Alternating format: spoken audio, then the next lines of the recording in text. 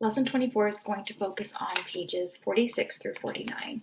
There are a lot of images from personal life on pages 46 and 47, family stuff, and 48 and 49 are more about the emotional aspect of baseball. And as we read, we're going to continue to be focusing on how images in biographies help us understand the person better due to photography's ability to create those emotions and have us really give a more analytical view on the person.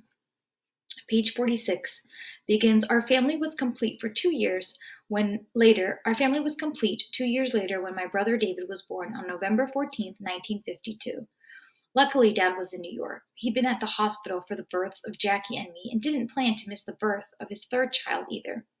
After the Dodgers lost to the Cardinals, Dad rushed from Ebbets Field to Doctor's Hospital in time for David's birth. Mom got sick and couldn't go home from the hospital with David. A family friend, Willett Bailey, came to stay with us at this point. She planned to stay until my mother was well, but ended up living with us until my brothers and I were out of the house. Each March, we traveled with Mom to Florida for spring training and the exhibition games. Since Jim Crow laws were still in effect, we stayed in a motel in the Black community, while other Dodgers families stayed in a luxurious beach hotel across town. I was too young to know the difference, but my parents resented being treated differently. Eventually, the Dodgers bought their own facility in Vero Beach where Black players and white players and their families stayed together. I like how the Dodgers took it upon themselves, the team and the owners of the team took it upon themselves to create a space for all of the members of the team to be together, regardless of the Jim Crow laws, keeping everyone segregated.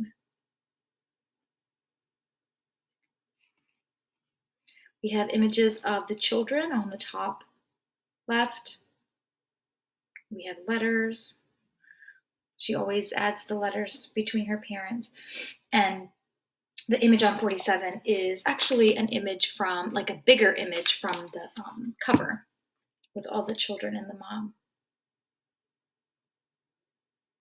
The building of a house.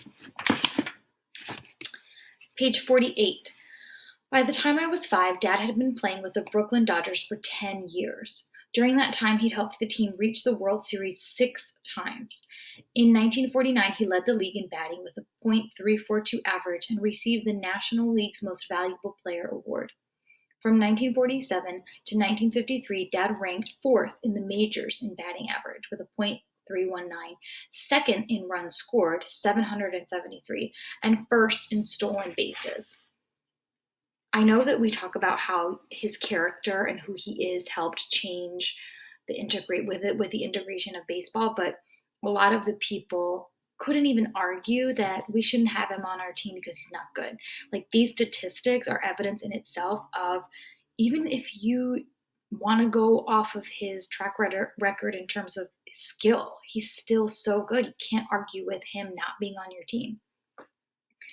Of his nearly 5,000 career at-bats, 51% were from the cleanup slot. The 1955 Brooklyn Dodgers had the best season. After yearly disappointments of losing the World Championship to the New York Yankees, the Dodgers and my dad won the World Series. Wait till next year, their annual mantra, finally meant victory.